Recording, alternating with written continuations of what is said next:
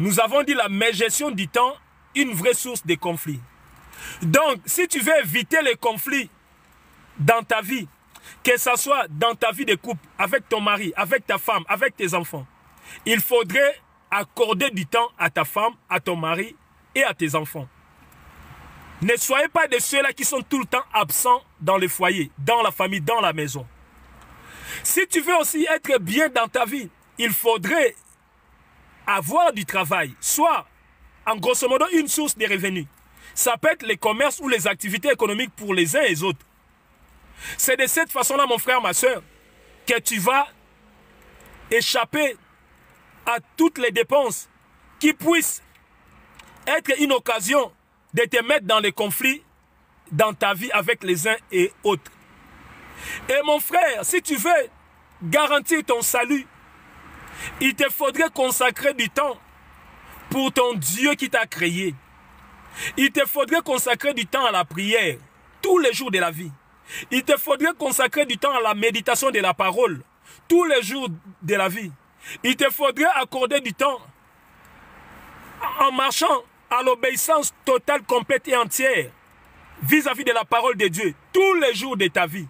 Voilà pourquoi Matthieu 11, 12 nous dit, ce sont les violents qui s'emparent du royaume des cieux. Donc, autrement dit, il n'y a que des gens qui travaillent, qui s'en sortent le mieux. Car si tu ne travailles pas, tu n'as pas une source de revenus. Tu seras là en train de quémander. Tu seras un mendiant, tu seras un voleur, tu deviendras jaloux, tu deviendras haineux. Tu vas détester tous ceux-là qui ont reçu dans leur vie. Alors que pendant qu'eux ils travaillent et ils accomplissent des activités économiques, toi tu préfères dormir à la maison. Toi tu préfères passer toute ta journée à l'église. Mon frère, il faut mettre le travail en première place. Et en deuxième place, accorde du temps à ton foyer. Accorde du temps à ton foyer. Accorde du temps à ton foyer. Accorde du temps à ton foyer. L'Éternel n'est pas du tout d'accord de te voir passer toute la journée à l'église. Alors que tu avais demandé le mariage, il t'a donné le mariage. Il t'a donné une femme, il t'a donné un mari, il t'a donné des enfants. Mais pour toi, ils deviennent comme des squelettes, ils deviennent comme des statues. Tu n'accordes même pas du temps à ta femme, à ton mari, à tes enfants. Mon frère, il n'y a que des gens qui ont compris ces choses, qui vivent en paix dans leur foyer, qui vivent heureux avec leur femme, avec leur mari, avec leurs enfants, parce qu'ils accordent du temps à leur foyer. Et après les deux éléments, c'est alors que l'Éternel te demande d'accorder du temps aussi à son œuvre.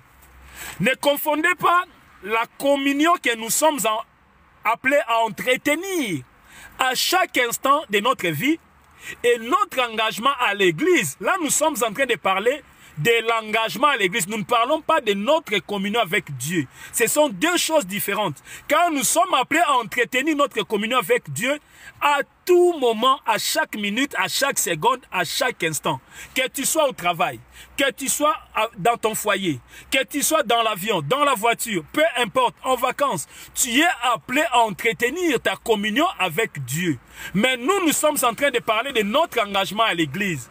Donc, ça ne sert à rien d'aller à l'église aussi longtemps que tu es un semeur de troubles dans ton foyer.